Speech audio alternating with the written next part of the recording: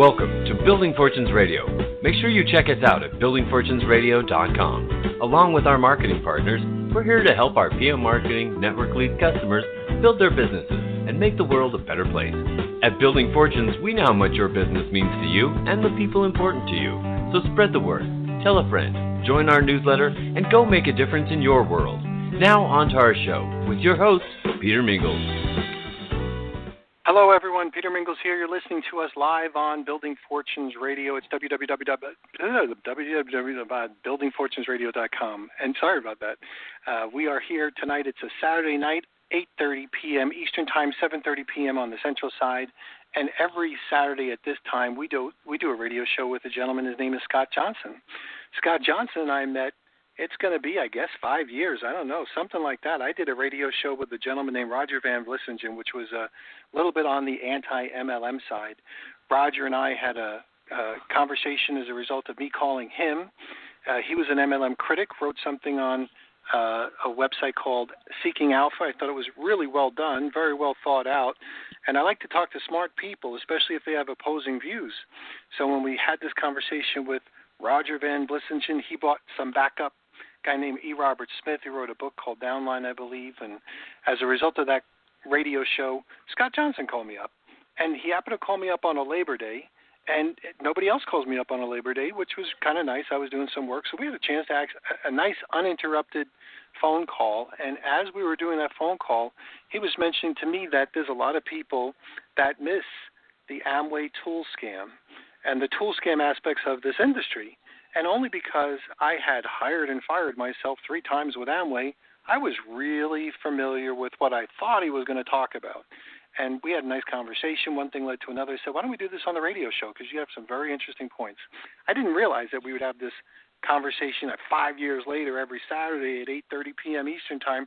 But what started to happen was as we were doing these radio shows, I didn't realize that Scott knew that much more about home-based businesses and network marketing companies. So we have a lot of topics that this industry gives us. And he's got a couple of websites. One of them is called stoptheamwaytoolscam.wordpress.com, stoptheamwaytoolscam.wordpress.com. He's got another one, allmlmfacts.org. And for Trayvon James, I always like to throw Trayvon under the bus a little bit. Not Trayvon Martin, Trayvon James. For Trayvon James, it's facts, not F-A-X, F-A-C-T-S.org. And he's got another one that's a little bit lesser used but documented about AmwayUKblog.wordpress.com. Talk about Amway over in the UK.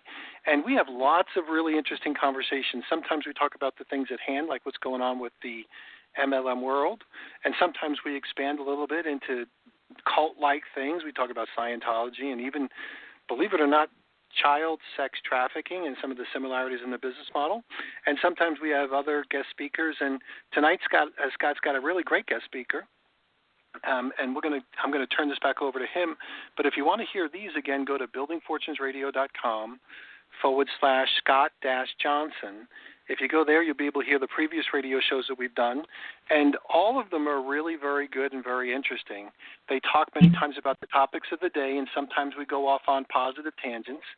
And we could go off on a tangent today about coronavirus, or we could go off on a tangent today about the riots and the whole George Floyd thing.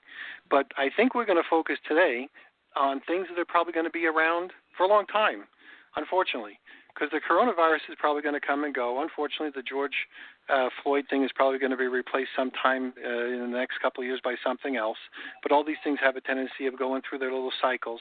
But what we're going to talk about today is probably a recurring pattern, unfortunately, until maybe enough people complain about it where it ends. So if they had protests in the street to the frequency that this happens, that Scott's going to talk about, hopefully maybe something would end, but I'm not that positive about it. So, Scott, you can take what I'm transitioning into and give it a whirl. So thanks for being here. Well, Peter, thanks for having me again. And that was a great idea. In fact, I was just thinking the other day when I was looking at all these crowds on these, city streets protesting, wouldn't that be great if that was a anti-MLM scam type of a protest? That would be a great thing because that would definitely cause change. And you're right. The tool scam, to me, is the worst part of Amway And it's not that all MLMs have tool scams, but the ones that do, and particularly Amway, because it's so well developed and just, perfected, if you will. It's an evil perfection, but it's been perfected to the point where it maximizes the profit for the upline. And we're talking mainly diamonds and above, but it kind of includes emeralds and to a certain extent the platinums, but certainly the diamonds and above. And what the tool scam is, for maybe a new listener, the upline sells tickets to various meetings, books, recordings, phone apps, voicemail packages, website access. There's just all kinds of money-making opportunities there and tremendous amounts of profit made, to the point where some of these people are making twice as much from the tools as they are from Amway, 2/3 in other words, or some of them are making 4 to 5 times, some of them are making 10 times or more. And all these things are documented on my website where, these former high-level Amway distributors, IBOs, if you will, that's the new name, is independent business owner, they were making tremendous amounts of profit from these tools. And when I found out about this years ago, I just couldn't believe it. I couldn't believe that I had been misled for a dozen years by these accomplished liars. And it's really just the top layer. The 99% of the distributors, almost all of them are great people, honest people. They're just pursuing what they think is a legitimate business, and it turns out it's a scam, but they think it's legitimate, as I did. But that's the tool scam, and it wouldn't be a scam if they just talked about it. If they said, hey, I make 5 times more from all these tickets and recordings you're buying than I am from Amway, then it wouldn't be a scam. It would just be another profit source. Like Orrin Woodward described years ago, because he came from the auto industry, and he said, the Amway products are kind of like a new car. You buy a new car, and that's a little bit of profit for the dealer and so forth. But where the dealer really makes his money is when you come back for service and repairs and all of those things. That's where the real money is being made. And he even wrote a book about it years ago.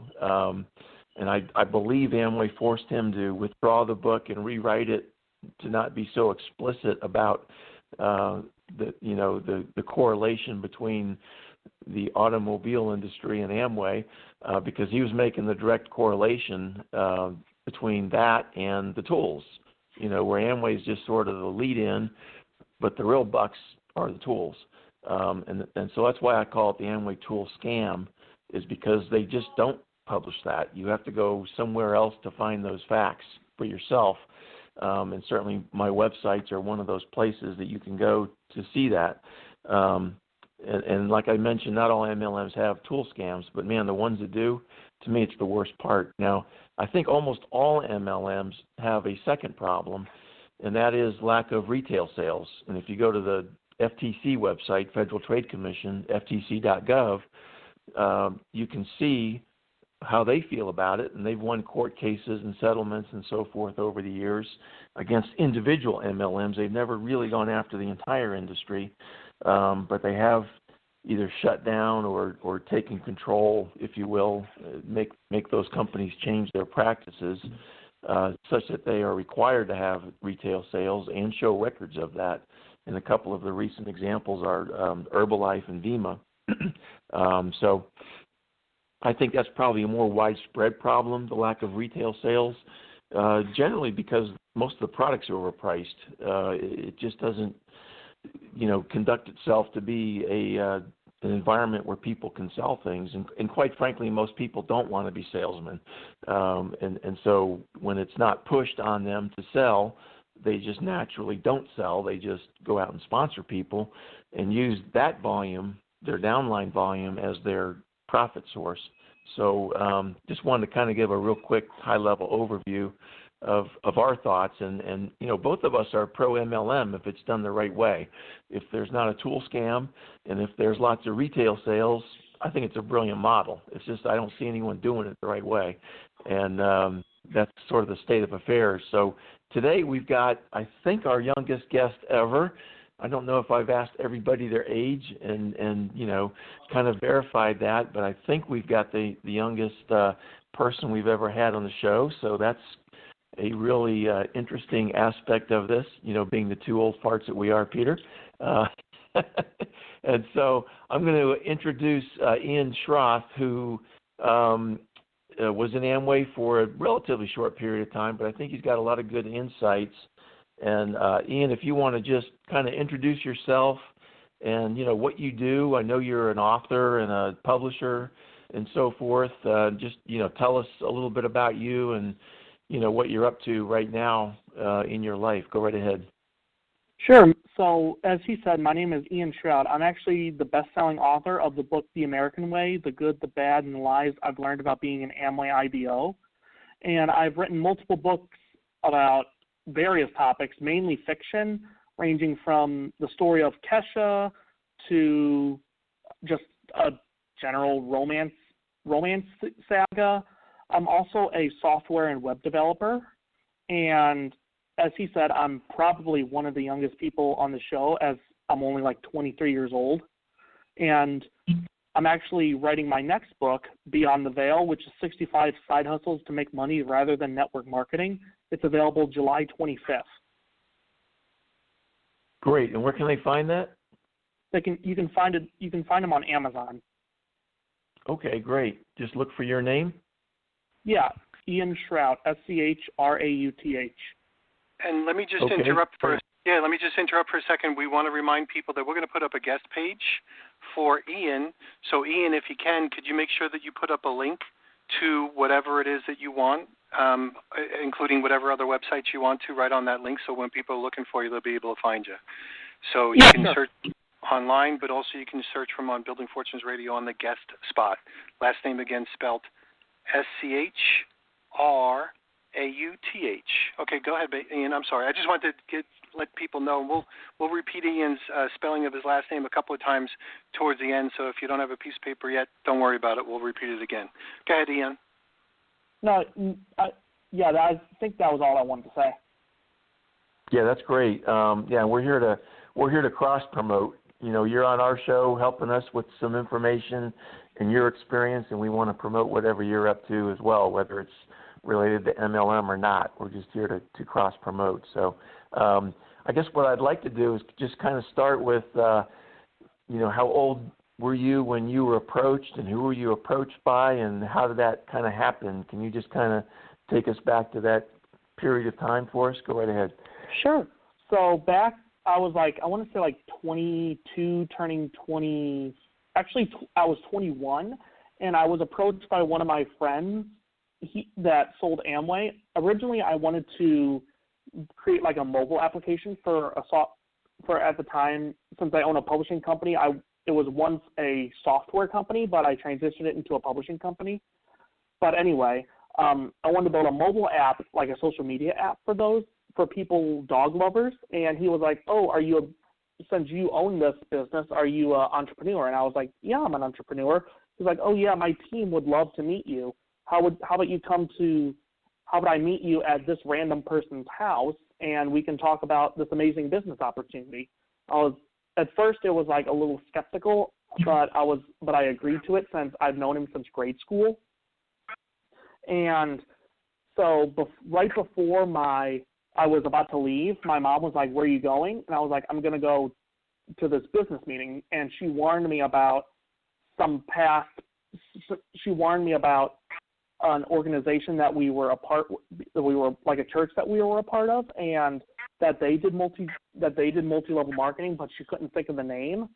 Turns out after I joined Amway, signed up under him, turns out they actually were with Amway as well. And throughout the entire 2 to 4 months that I was with Amway, I was just constantly lied to. I was told to spend ridiculous amounts of money on products that don't work. I was told to write down a list of my closest family and friends and tell them about this quote-unquote amazing business opportunity, and so many other things that I feel was wrong, ultimately leaving me to leave Amway and write an Amazon bestseller, The American Way. Okay, great. And I guess that other Amway group in the church was a different line of sponsorship, right? Yeah, my parents didn't get involved in that, so there's like very little information on that, and we're not with the church anymore. And which group were you in when you were in Amway? Do you remember the upline, like Diamond, or the tool company name, or anything like that? It was ILD Global, and the president and vice president are David and April Humphrey.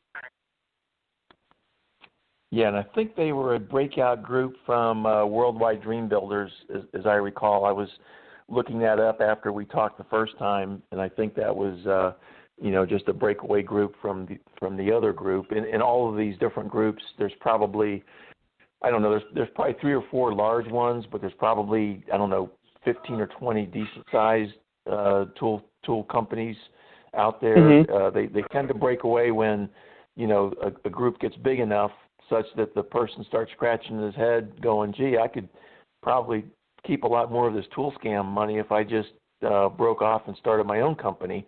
And that's kind of what happens over the years. Sometimes they split up, sometimes they go back together. When they shrink back down, they might, go back together with another company. But I think that ILD Global is a spinoff of Worldwide Dream Builders. I don't know, did you ever hear the Worldwide Dream Builders? Did they do any business with ILD as far as, sharing tools or anything like that?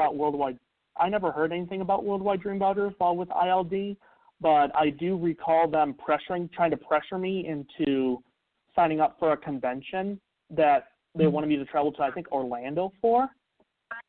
And I just simply told them I don't have the money, and they kept pressuring me. But and they eventually gave up, and they eventually just told me, like, whenever you get the money, it's a great opportunity. It'll expand your knowledge. You'll be better at this.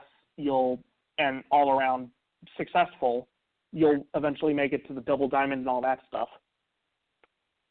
Yeah, I think probably that was your good luck, if you will, was not having much money at that time, because that caused you to not lose a lot more money.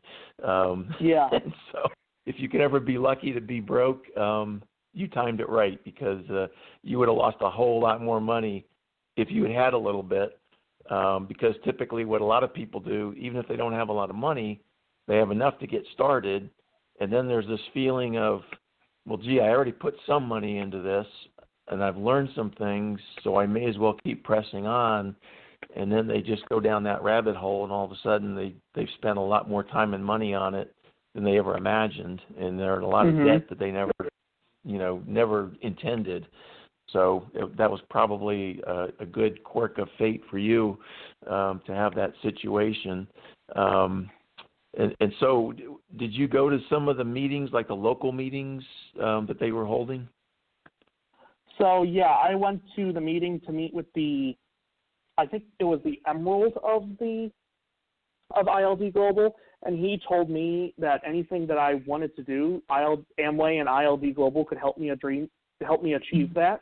And basically, at the meeting, the points that I took away from it was recruit 6 people, have those 6 people recruit 6 more people, and then you'll be rich. Yeah, that's basically the idea. You get enough people going, and then all of a sudden you've got a tremendous amount of volume and income, which rarely happens. It does happen, but it rarely happens. That's kind of the nature of the beast. So when you went to that first meeting, or let me ask you this, before you went to the first meeting, did they give you any materials, like any brochures or recordings or anything like that, or books? They did. They gave it to me all after I joined Amway, but the first meeting was basically just their review at another convention and trying to, like, tell people, like, oh, you should join this opportunity because we went to this amazing convention and it changed our lives. And the only thing that was like that was close to like exchanging stuff was I exchanged my upline's number, so that he can try and talk me into joining Amway as well, but he never got the chance to. Right, and that first meeting you went to when you saw the marketing plan, did they mention the A word Amway at that meeting? They did not. It wasn't until I texted my friend the day before it was the day that I joined. I was like, what company is this with? And he's like, it's Amway. And then he's like, do you want to join? And I was kind of at that time I wasn't like knowledgeable about multi-level marketing companies. So at that time I said yeah and was kind of excited about it. But looking back at it, I'm kind of regretful that I kind of joined. Yeah, I'm assuming you never heard of Amway before he told you the name, right? Yeah, I haven't even heard of the multi-level marketing industry like in general before that day. Right, and most people haven't, by the way, especially younger people, because you just don't get exposed to that stuff in school. And if you're less than 18 years old, then you're not even eligible. Although we have had people on the show. I think we've had people on the show, Peter, or I've talked to them on the phone. I can't remember which now. We've been doing this for so long. But they were actually approached before they turned 18, that's illegal. But who cares if you're already running an illegal pyramid because of lack of retail sales and a RICO fraud because of the tool scam? What's a little white lie like that? So, yeah. So that's interesting because when I was in Amway, my upline, which came down through Dexter Yeager, they would normally mention Amway late in the presentation and just kind of gloss over it. They wouldn't spend much time on it.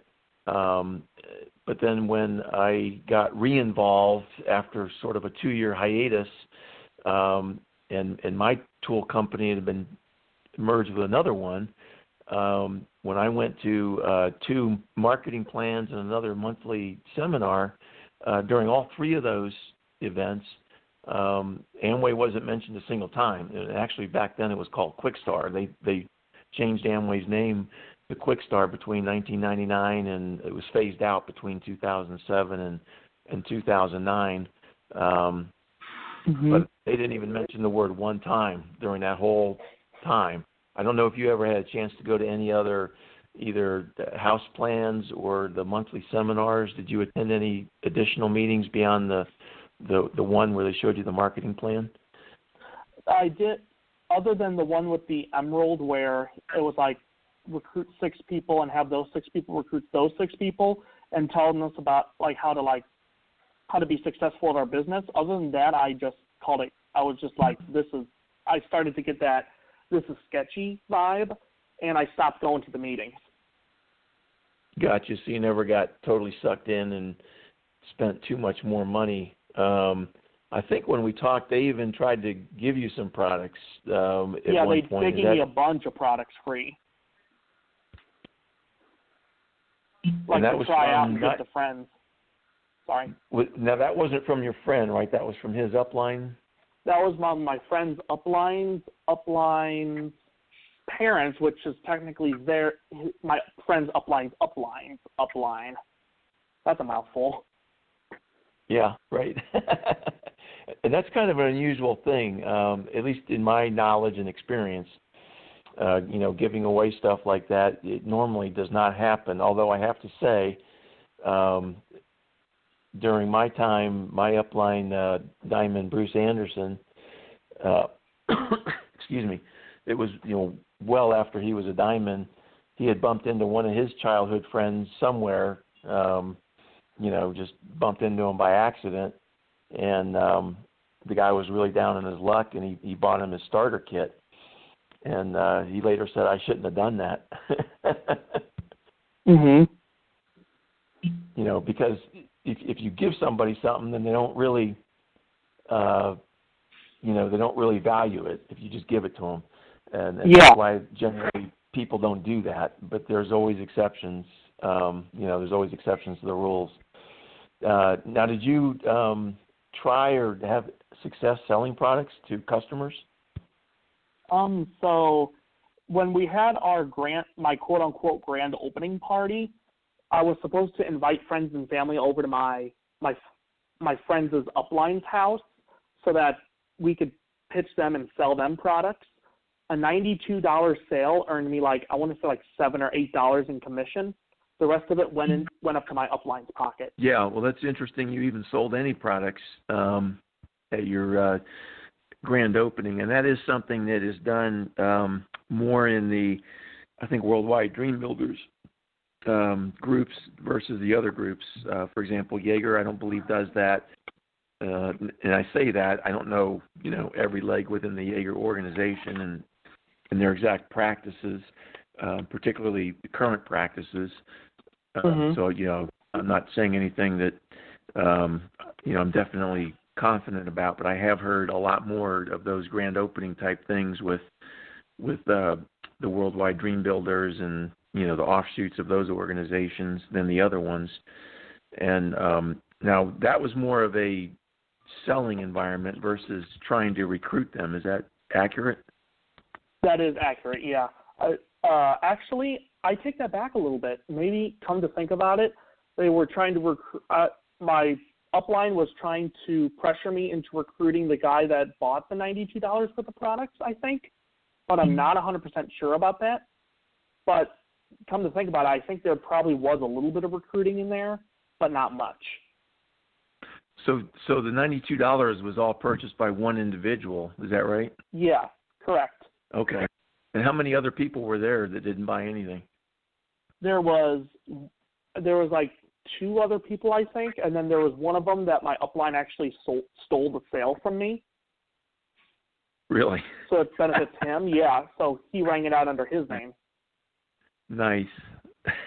Nice.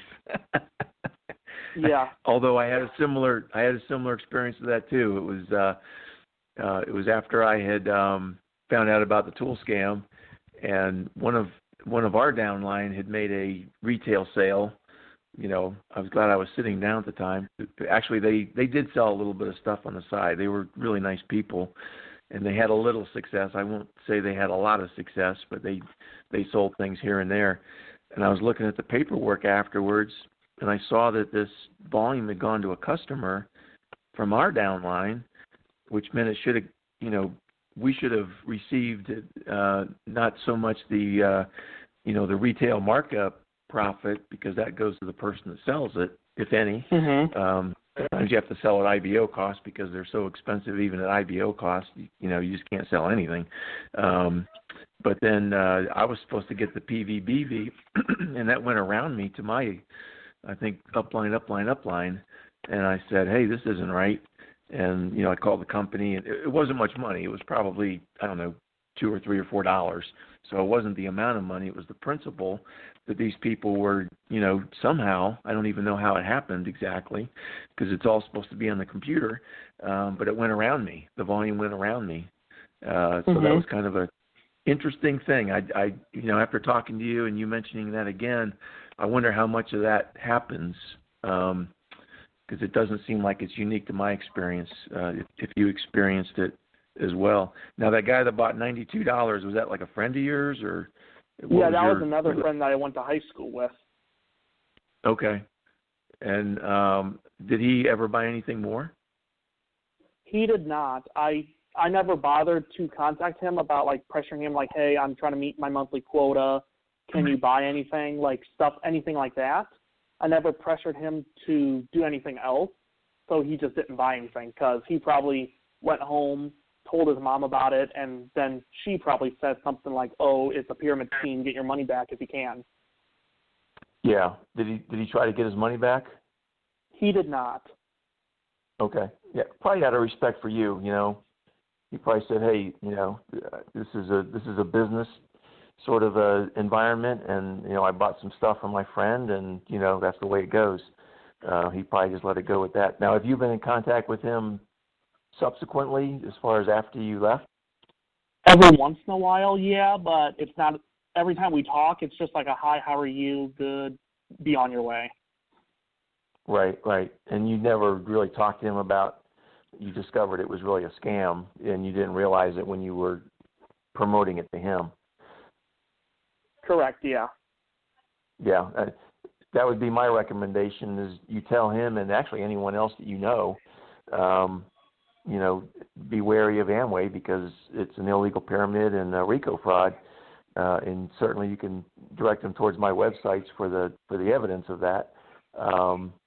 But we are trying to spread the word, and definitely anyone you bump into that used to be in Amway, make sure that they submit a complaint to the FTC, the Federal Trade Commission. It's ftc.gov. It's right on their front page where you can submit a complaint, because that's really important that we make sure the government is aware of these things. I think I may have talked to you on the phone.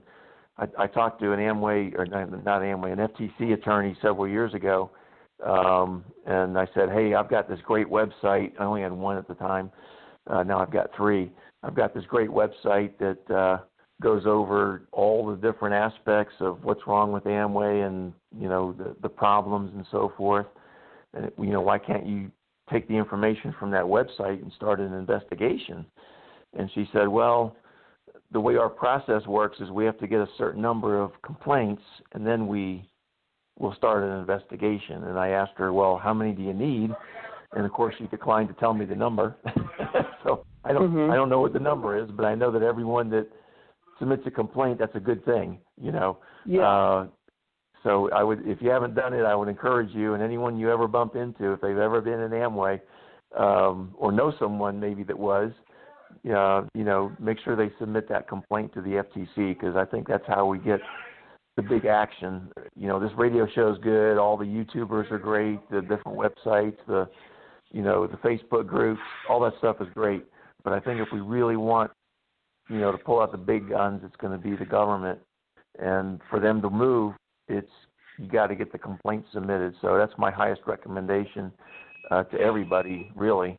And Peter, did you have anything you wanted to chime in with as we've been talking here? I didn't mean to leave you out. Sorry about that. No, this is good information. And the observation that we've had with some of the younger people that we've had here, Scott, is that it looks like part of the practice is predatory on younger people that don't know who Amway is. So it's pretty prevalent. We've been doing a whole network marketing stuff for a whole bunch of time, and a lot of the network marketing seminars that I would go to, there's a lot of gray-haired people and bald people. There's a lot of older people, average age sometimes in the 40s, 50s, sometimes even around that time. And Amway has it seems like these groups have said, you know what, there's so many people that know who we are, the gig's up, so we have to go deceive a whole bunch of younger people who are much more naive. And Amway's not the only company that does that. A lot of direct sales companies do that as well. And Amway's not the only company that preys on the relationships that you have. I know my old company, Electrolux, my manager wanted me originally to go show my family.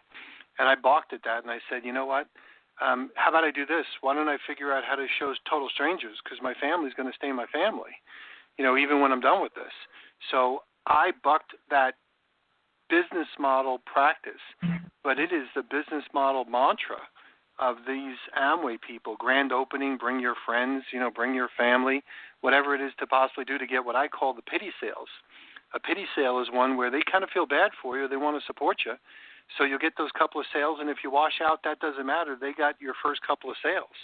And that seems to be the ever-present process, besides just hooking you in like a cult, like somebody on a drug. They prey after the young people that are nice and naive. Like, Ian's a good kid. When he's in his early 20s, he doesn't know any better, and he's following the dream, and they're deceiving him. So that's a common and predictable pattern that I've witnessed over the interviews that we've done with these younger kids. Yeah, exactly, and older kids too. Yeah, go ahead, Ian. Go ahead. No, I was just agreeing with them. Yeah. Now, in terms of tools, did they ever try to get you to buy any of the books or recordings or go to the other meetings, any of that kind of thing? So the first couple books they gave me free, like for me to borrow, and ultimately I never returned them. And I don't know if they were trying to get me to buy the rest of the books that they wanted me to read, but they also, like I said, tried to get me in. They tried to trick me into going to a convention in, like I said, Orlando, and it was about I don't even know what the convention was about, to be honest. It was kind of a confusing message, but like I said before, I didn't have the money, and they're like, it'll be good for you, all this stuff, and I was like, no, I don't have money. But those are the only things that they tried to get me to buy. They also tried to get me to buy some recordings as well, and there was a lot of them that they posted in the group chat that we had that was originally in Voxer. And they, like I said, they tried to get me to buy those too.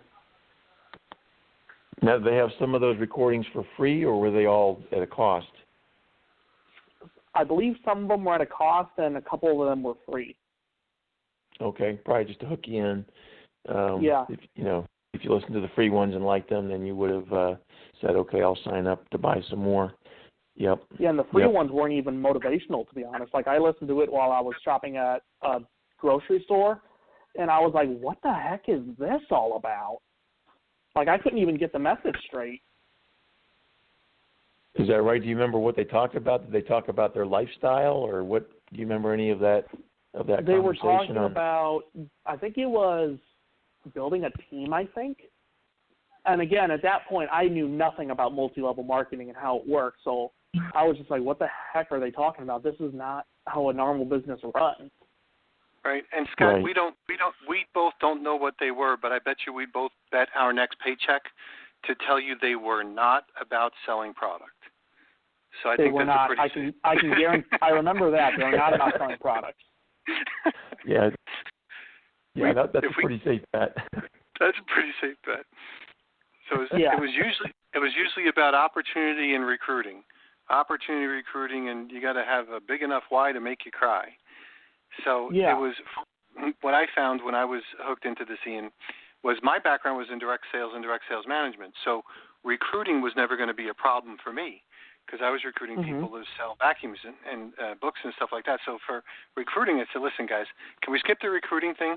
I got that part down. If I could teach somebody how to sell a vacuum and be paid on commission, I think I could sell them on a dream, of this job. So, but let's talk about the product. And every time I ask, so what kind of tools do we have or what kind of things do we have to talk about this product, about these things? And it was always very limited, and there was never any focus.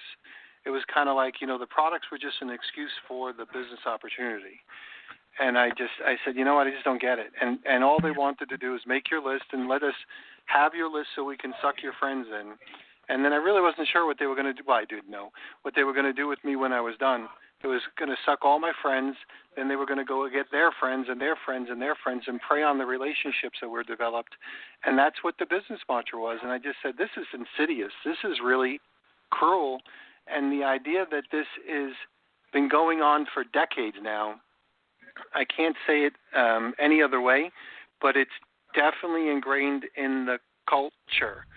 So this is where I'm gonna double back into the whole racism thing, and so we'll bring it back a little bit political. We've been dealing with riots and this black-white thing going on for decades, and it's ingrained in the culture. So the problem is, until you undo the culture, it's going to happen over and over and over again. The hiding of the Amway name is ingrained in the culture, and it's not going to stop. And Scott, we've seen it. I saw it when I was in my 20s or 30s, and I'm in my almost 60s. Can't believe I'm saying that. But the reality is that now we're talking about decades old, same old thing. They're still hiding the name. Something wrong with an industry where you have to hide your name. It's kind of like if you had a Ford, dealership, and you didn't know, it just said car dealership, and you found out they were Ford dealerships after you were almost buying the car. It's crazy. It's crazy. So, Scott, I didn't want to hijack this radio show, so go, Ian, tell us more about, or what, Scott, you can comment and we'll move on. Well, I was just going to make a comment on your Ford example. I had a friend growing up whose dad used to do maintenance on the, I think it was the St. Petersburg police, the police department vehicles. That's what he did was, maintenance and repairs and so forth. And they had both Chevrolets and Fords. And he didn't like the Fords. He liked the Chevrolets. So his nickname for a Ford is Found on Road Dead. You just made me remember that little story, Peter. So, Ian, I wanted to get back as far as you were kind of in the Amway for a relatively short period of time. What was the thing that caused you to leave? What was the ultimate last straw, if you will? So mainly it was when my upline was trying to persuade me into doing what they call ditto ordering. And ditto ordering is basically just like repeated. You probably know this, but ditto ordering is just basically like repeated ordering every single month. He was trying to tell me the benefits on how it'll help me and my quote unquote business, and I say that with air quotes, business. How it'll help me in my business and make me more successful. But all of his reasonings were to benefit him, and I didn't understand why. And he was starting to get like a little, kind of like starting to get mad with me that I wasn't understanding. Yeah, you didn't understand. He wanted to. That's the turning point. That was just like, hey, maybe I should do a little bit more research than I have on Amway. And I did research, and it was just all light bulb that clicked. It was like, oh my God, my upline's making money off me, and so on and so forth. This isn't right. I need to get out. Right. Yeah. And did they dissuade you from doing research on the internet in the beginning? Did they say anything about that, as far as, or anyone else really getting any information from any external source? Is that something that they talked about? Oh yeah, definitely. How was that phrased to the best of your recollection? It was like, I remember my friend saying, don't do any outside research because any information you have will be provided to you by the company. And he said the company. The company, yeah. He'd been LTD, of course. Yeah, ILD Global. Not LTD, ILD Global. Yeah, I had the wrong I actually still was looking on my computer. I still have a PDF from when I was with ILD Global. It was like get the facts. Oh, I'd love to get that from you. I think I got it from my upline. I think. I'd love to get that from you. Okay. If you can send that to me, that would be great. I guess you could send that to me on the Facebook DM, or you can email me. My email is stoptheamwaytoolscam@yahoo.com, and Stop the Amway Tool Scam is all one word together. Yeah, definitely. That'd be great to. I'd be really interested in seeing that, to see what their quote unquote facts are, because I've seen facts even from the Amway Corporation that are they're wrong. They're not wrong in what they say, they're wrong in what they leave out, if that makes sense. In other words, they lie by omission rather than commission. So what they say is correct, but they leave out the other half of the story. And the one that really comes to mind on that is, I don't know if it's still there, it probably is. There's a YouTube video. It's like, 2 or 3 minutes long from Amway. And one of the things they talk about is an illegal pyramid. And they say, in an illegal pyramid, there's no products, which is actually true. An illegal pyramid may not have products, but the other side of that is you can have products and have an illegal pyramid, and that gets back to the idea of if you don't have any retail sales or very few retail sales to outside customers, that's an illegal pyramid. Amway doesn't cover that part. They just talk about no products equals an illegal pyramid. If it's just like a money game, where you're paying money in, to move up in position by getting other people to pay in money, and they get people to pay in money, that definitely is an illegal pyramid. But it's an illegal pyramid with products too. If you don't have the retail sales to non-distributors, that's the key thing. It's got to be not just a downline. It's got to be outside people, like your friend that bought $92 worth. That's an example, but it's a very tiny percentage of the overall products that are being purchased. Almost all of them are being purchased by distributors. You actually had massive success compared to most people, I have to say, as far as retail sales. Honestly, I even told myself while my upline was trying to tell me about, recruiting 6 people, blah blah blah. I was saying to myself, in my head, I'm not going to do that. I'm just going to sell products.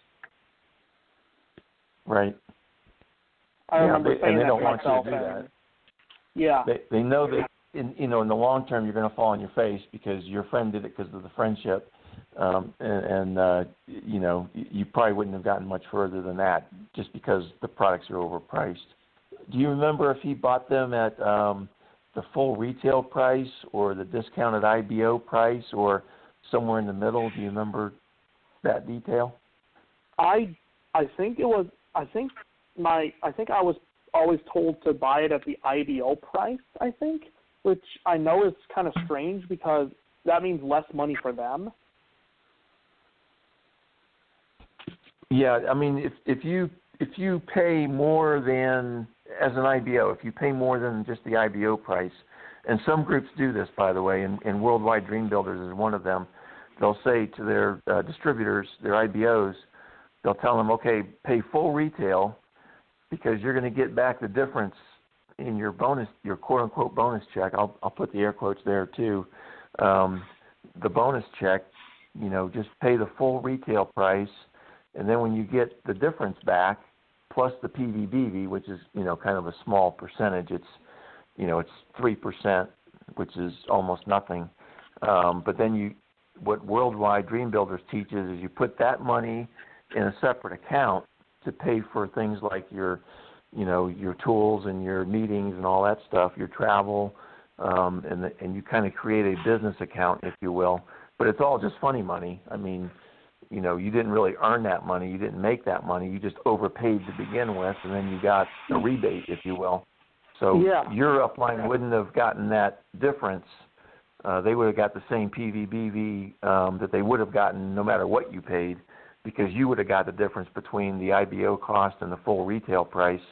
But I just wasn't sure what ILD, what their practice was as far as what they recommended, to their IBOs to pay the IBO price or the full retail, and whether you were able to have a customer that paid anything above the IBO cost, because as you know, those products are expensive even at IBO cost. A 27-ounce bottle of shampoo, which from using it, it's not that much, was like $20 with the discount. It's like $23 without the discount. Or I think it probably went up, but I'm not sure. Yeah, it's at least 23 if it was 20. It was probably at least 25 or so at full retail. That tends to be between 25 and 30% above IBO cost. That's the typical delta there between IBO cost and full retail. So you would have earned, if you earned $9 off of a $92 purchase, then you probably sold those products to him at the IBO cost, because the money that you got back was just the PVBV volume from that $90 worth of products, versus the retail markup. That would be my guess. Because I don't think I sold it to him at IBO cost, because I remember creating his account and I didn't set any discounts, I remember. Okay. Would you happen to have any record of that still? I can maybe look it up in my email. I'm actually in my email now. It's not a really big deal. I was just kind of curious. I was curious of the practice within that group more than anything. And what was that friend doing at the time? Was he employed, or was he going to school? He was the guy that purchased from me. Yes. He was doing, I don't know if he's still doing it, but construction. Okay. So he's probably making decent money. I mean, not great, but decent money. Mhm. Yep. So was there anything that you wanted to talk about that we didn't cover? Because this is your show. We wanted you to say what you want to say, and was there anything that we just didn't get around to talking about that you wanted to relate? An experience, advice, anything like that? My advice would be to do, as much as people say don't do research on a company, do as much research as humanly possible, because other people love to voice their opinion, and especially on the internet. And if you can hear other people's testimonies, whether it's good or bad,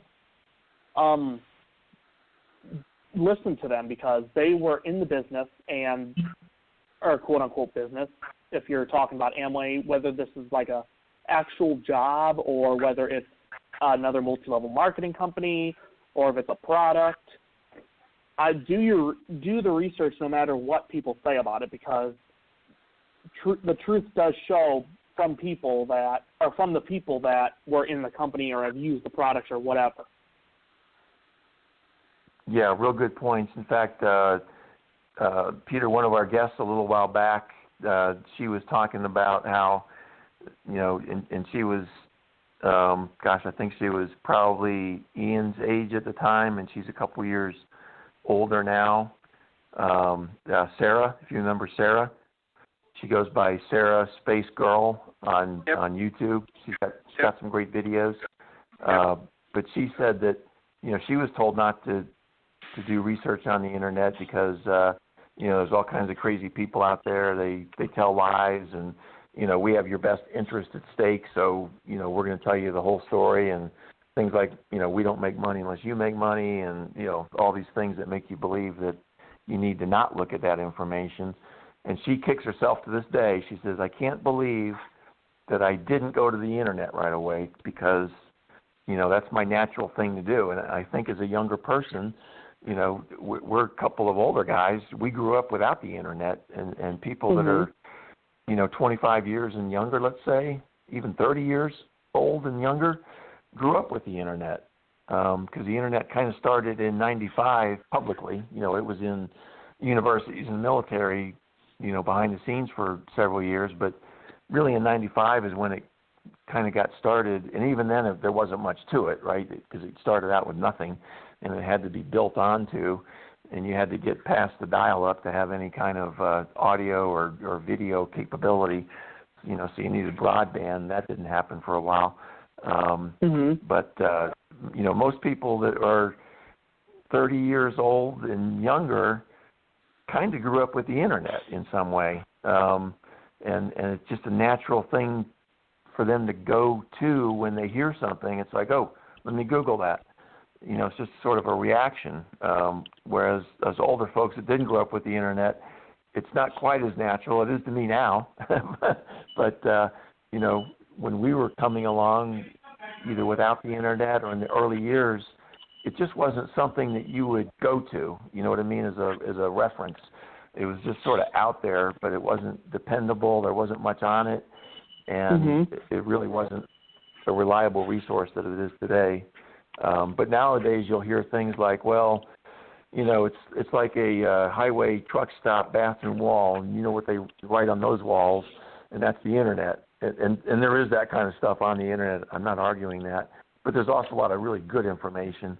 But even if you do your research, they've kind of given you a confirmation bias, because they told you if you go online, you're going to find garbage. And so when you find garbage, anything that's critical of Amway is what they consider garbage. I consider it the truth, if it's at least my story.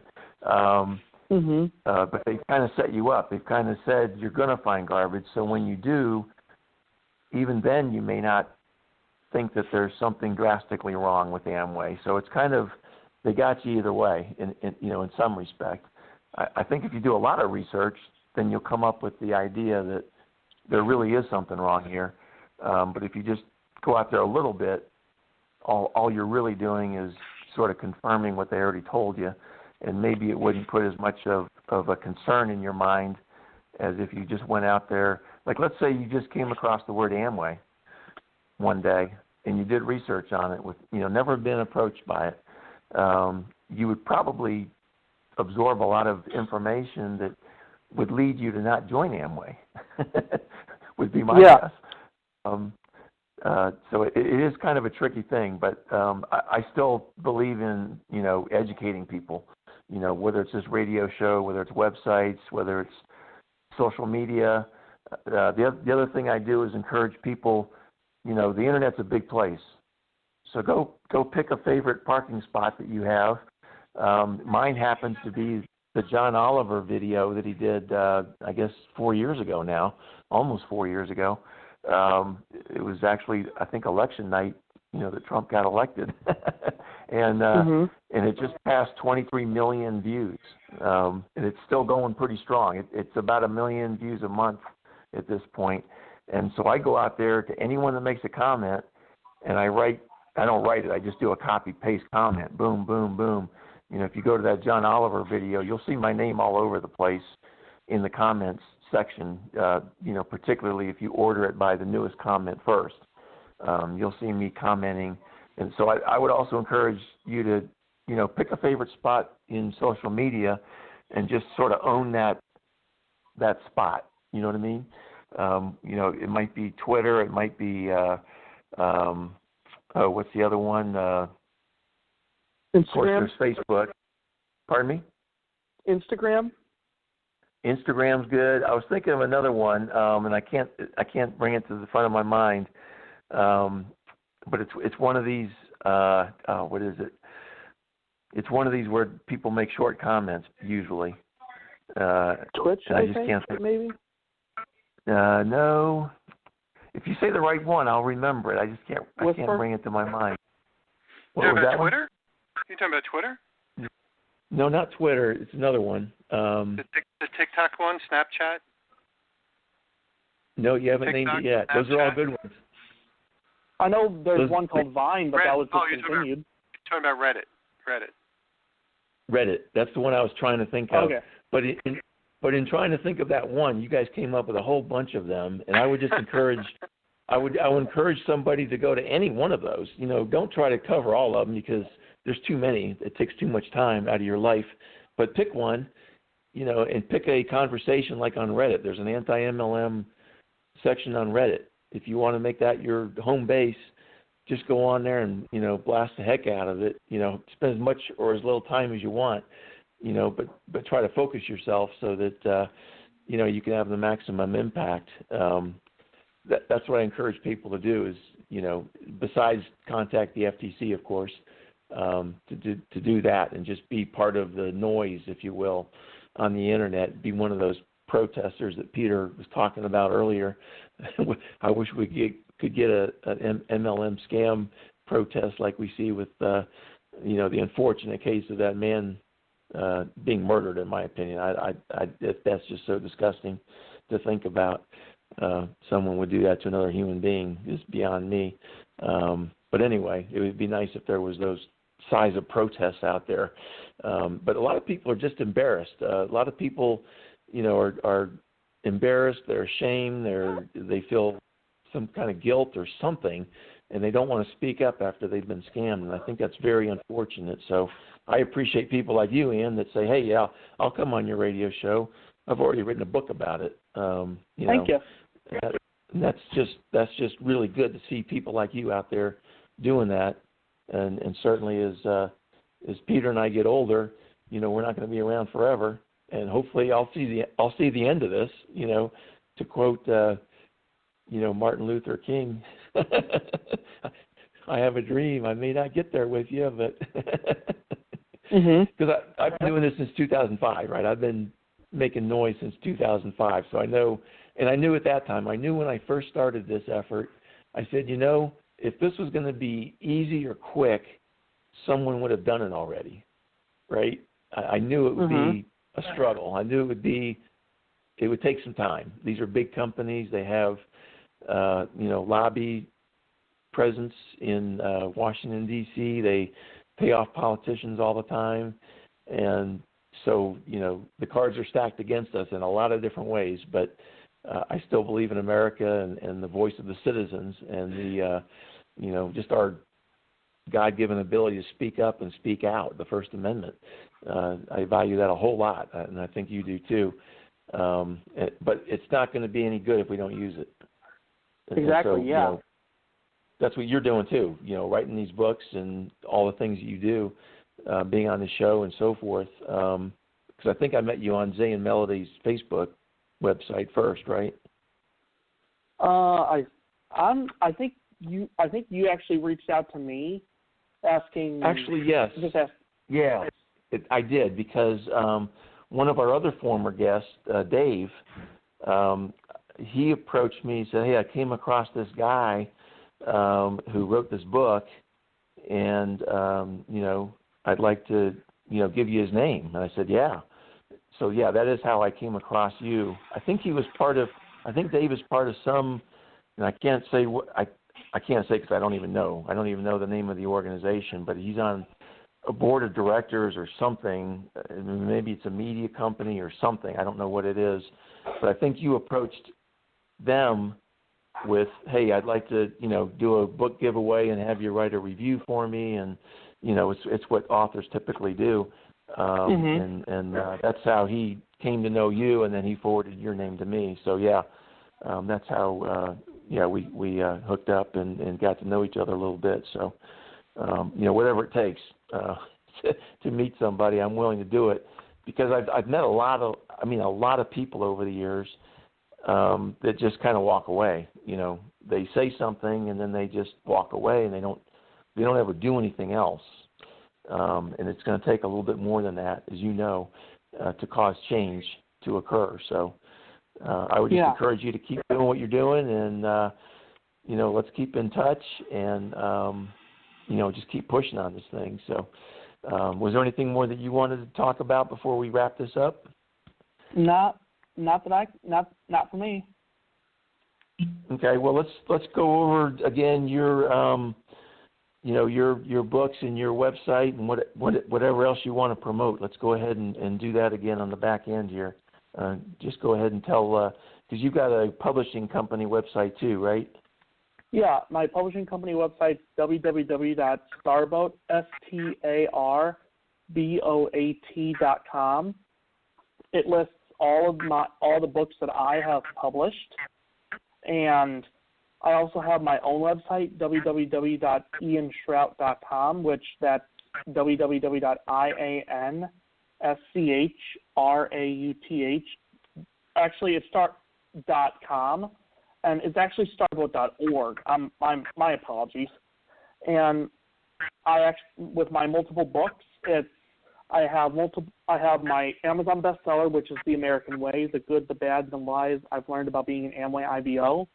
I also have Beyond the Veil, which is 65 side hustles you can do to make money rather than network marketing.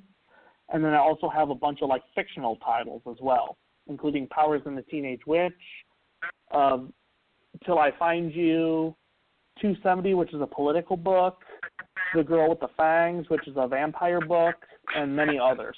I like So that. you're a wide-ranging author. Go ahead, Peter. For such a young gentleman, where did you get the interest in writing? I actually got the interest in writing from a high schooler that her grandfather was a publisher, and he published her work when she was 13. And when I found out about her in high school, that's when I wanted, because I've always been a creative person. I've always wanted to write. That's when it struck me that this is something that I wanted to do as on the side or something. So the first website you said was what was after the star? Starboat, STARBOAT.org. .org. Okay, got it. And the other one was yourname.com? Yes. Perfect. I'm going to include that in some of my notes as well for those people that are listening in. Excellent information. Well, we hope, Scott, good stuff. Hope to have him back. If you run across some other things, and obviously some cool stuff, and I love the idea of that you're able to write some stuff up, and it's great that we have young people with so much ambition and enthusiasm, and and super duper smart. So I appreciate it. Excellent. Okay. Scott, we'll let you wrap it up. Okay. Yeah, let's hope we can give Ian a big bump on his book sales. Certainly, this has been great, Ian. I really appreciate your input, because every time we talk to somebody, that's been in Amway, it's so good to get someone that's been in recently, because us folks that were in a while back, a common pushback is, well, that's how it worked back then. It's changed, and now we get this more recent confirmation that no, it's pretty much the same. Maybe some of the lingo's changed, maybe some of the technology's changed a little bit, but as far as how it basically operates, it's the same thing. There's really no change as far as that goes. So I really appreciate you being on the show and stepping up to the plate and talking about your experience, and just want to wish you luck, and let's stay in touch, and maybe we can write a book together about Amway. That would be an interesting thing, or even a series of books. We can talk about that offline after the show and just explore that a little bit, because I think that would be a very interesting thing to do, to co-write a book with you. Yeah. Excellent information. Okay, perfect. So thanks, Ian. Thanks for being here, and we're going to catch everybody next week on Building Fortunes Radio. So long, everyone. You've been listening to Building Fortunes Radio on buildingfortunesradio.com. Thanks for listening. Be sure to check us out every Friday at 5 p.m. Eastern Time for the designated Building Fortunes Radio segment with Peter Mingles. Be sure to check out the buildingfortunesradio.com website for our featured segments. It's been our privilege to have you listen in. At Building Fortunes Radio, we wish you the success you deserve and are willing to work for. So spread the word, tell a friend, join our newsletter, and go make a difference in your world.